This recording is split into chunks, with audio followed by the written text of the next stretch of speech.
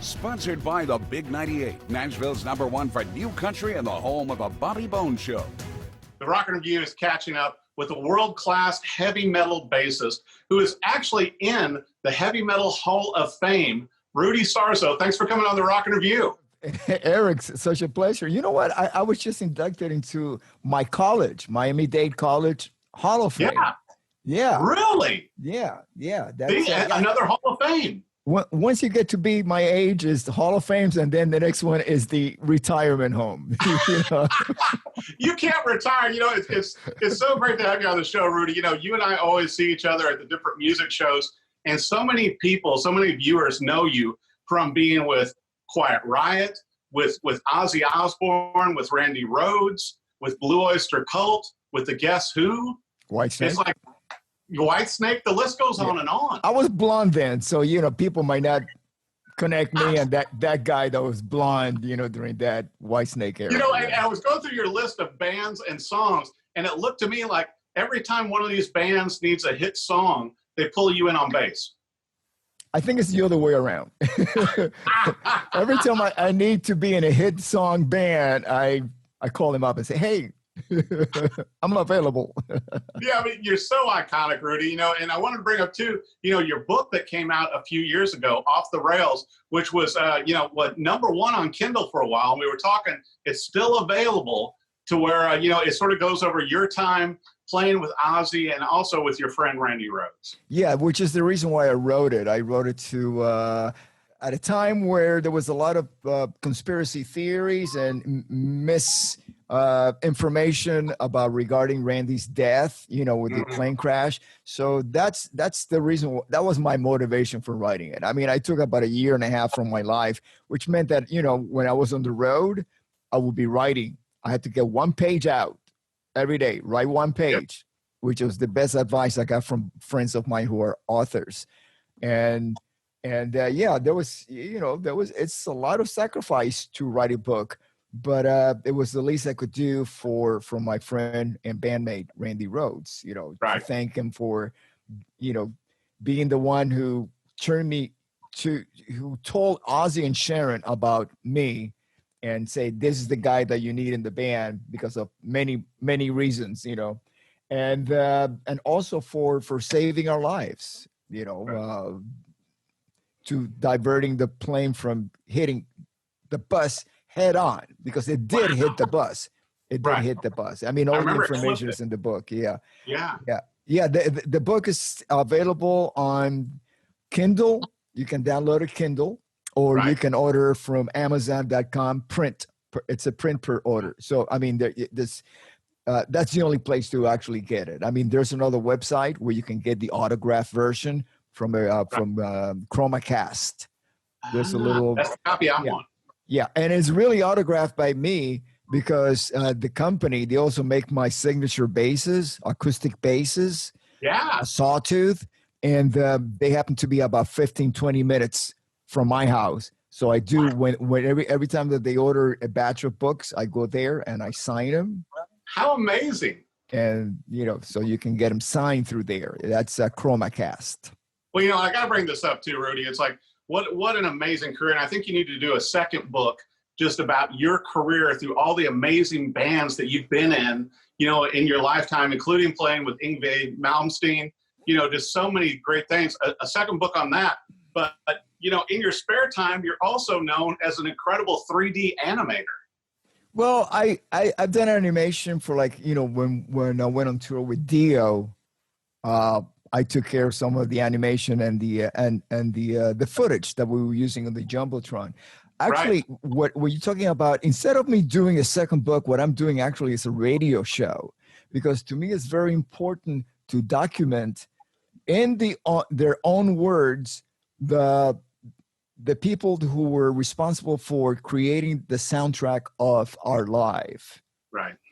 Our lives in general, you know, mine and yours and everybody that's listening. So I do that with my show, 6 Degrees of Sarzo. It's a Monsters of Rock radio. We get about over 500,000, over 500,000 listeners. Every time we broadcast. Yeah, we are #1 in that category of rock, Radio and Monsters of Rock, part of the Dash Network. It's a non-subscription, no ads radio network, and Monsters of Rock is part of that. And so yeah, that's my goal now, to really document the stories behind the music from the artists' own words, right. You know, because Wikipedia or any of those platforms, there's a lot of misinformation in there because just about anybody can add to it. True. But this is coming from the actual people that created the music. And I think it's such a great testament too, Rudy, with you doing this, is that, you know, you played with so many of these artists. I mean, you know, just like with Quiet Riot, with Kevin Dubrow, you know, you played with Dio up until Ronnie passed away. I mean, you know these musicians, you worked with them, and they know you. And so you're able to get stories out through your radio show that other people can't. Yeah, unfortunately, I did the show. Of course, you know, Ronnie has passed away over 10 years ago. So I just started doing the show a couple of years ago. But I was actually inspired by going to memorials for, let's say, Lemmy or Jimmy Baines, who was Dio's originally founding member bass player. And I'm sitting there, I'm hearing all these wonderful words being said about the person that passed away, including Ronnie's, you know, memorial. And so I started a podcast called The Dash, which is, you know, like a headstone, the dash between the birth date and the death date, that dash. And so I started out as a podcast. Then the CEO of Monsters of Rock Radio heard me and invited me to bring that podcast into a show format. By show format, it means on the podcast, you know, it's like you're having a conversation. There's no breaks. You just continue talking. But with Monsters of Rock Radio, it's a combination of music related to our conversation with the guests and conversation. So we have 2 segments per hour. It's a 4-hour show. And so that's why it's not downloadable. You have to actually listen to it like old-time radio. Yeah. It's a broadcast.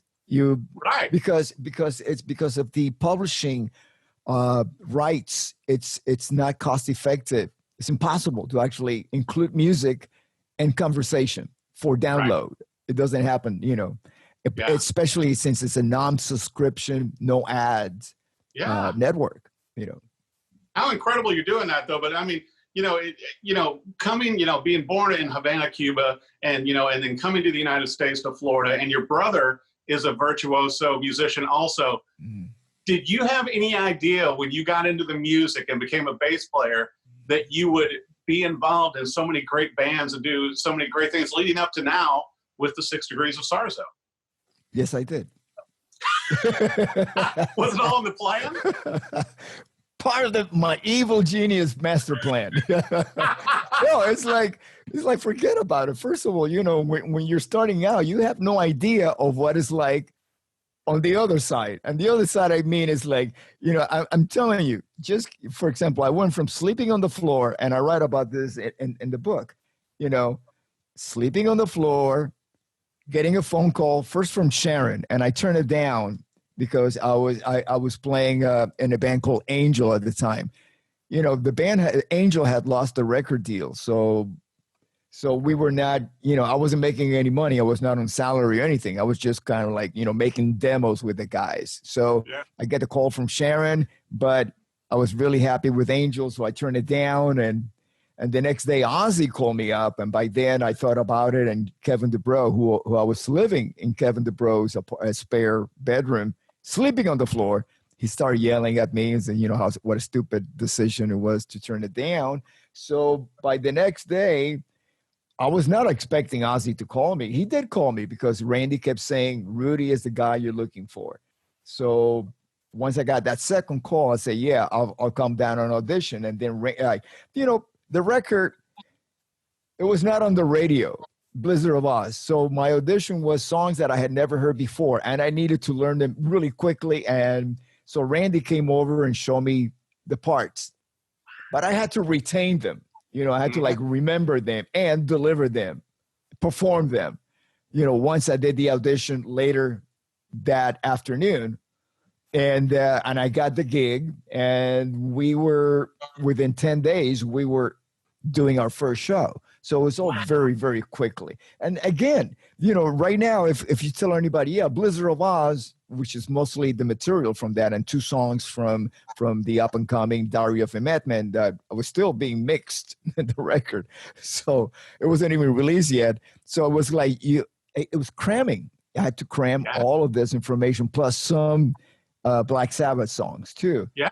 And so I had to retain and keep everything in focus, and it's been like that ever since. So once you get that phone call, and then you enter the world of now you're in Ozzy's band, living.